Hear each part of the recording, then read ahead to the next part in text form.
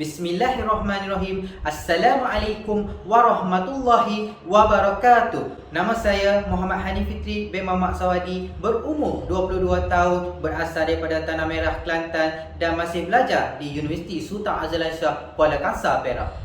Pada kali ini, saya ingin menceritakan secara ringkas tentang bagaimana peristiwa Isra' Mi'raj telah berlaku ke atas baginda Rasulullah sallallahu alaihi wasallam.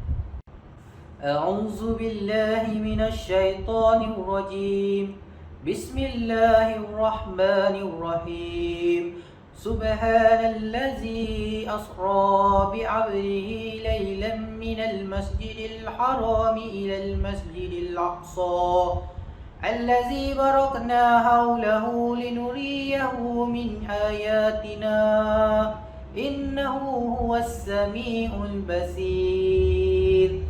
Sadaqallahul azim. Maksudnya, Maha Suci Allah yang telah memperjalankan hamba-Nya pada malam hari daripada Masjidil Haram ke Masjidil Aqsa yang diberkati sekelilingnya untuk diperlihatkan tanda-tanda kebesaran dan kekuasaan Kami. Surah Al-Isra ayat 1. Apa itu Isra' dan apa itu Mi'raj? Isra' adalah perjalanan Rasulullah SAW daripada Masjidil Haram ke Masjidil Aqsa yang dianggarkan jarak perjalanan adalah 1239 km. Manakala Mi'raj pula bermaksud perjalanan Rasulullah SAW naik ke Sidratul Muntaha untuk bertemu dengan Allah Azza wa Jalla. Bila peristiwa Isra' dan Mi'raj ini berlaku? Peristiwa Isra' dan Mi'raj berlaku pada malam hari ketika 27 Rejab. Ketika dalam perjalanan daripada Masjidil Haram ke Masjidil Aqsa, baginda Rasulullah SAW telah diperlihatkan dengan peristiwa yang simbolik yang amat ajaib. Antara peristiwa yang telah diperlihatkan kepada baginda Rasulullah SAW pada ketika itu adalah peristiwa di mana kubur Masyitah yang berbau harum dan juga kaum yang menggunting lidah dan bibir mereka berkali-kali.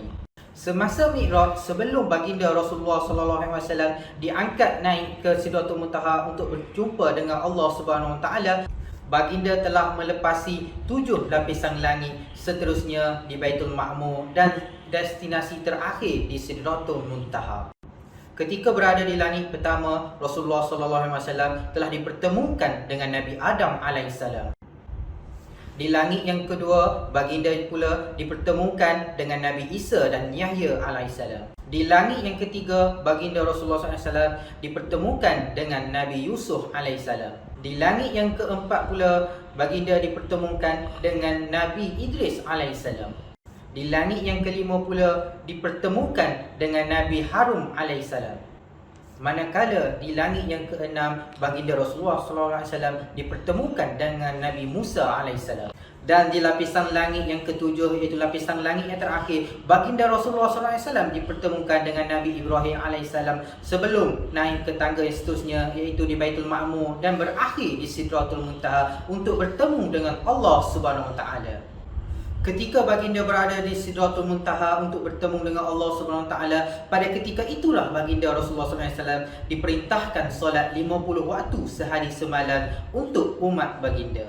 Namun, solat yang telah dipadukan 50 waktu untuk umat baginda telah dijadikan 5 kerana baginda risau akan umatnya tidak mampu untuk menunaikan. Setelah selesai baginda Rasulullah SAW bertemu dengan Allah Subhanahu Wa Taala di Sidratul Muntaha dan diperintahkan solat 5 waktu untuk umat baginda, kemudian baginda Rasulullah SAW diturunkan kembali ke bumi, diturunkan kembali ke Masjidil Aqsa dan menaiki burak untuk dihantar pulang ke Masjidil Haram. Maka itulah secara ringkasnya bagaimana peristiwa Isra' dan Mi'raj berlaku pada baginda Rasulullah SAW.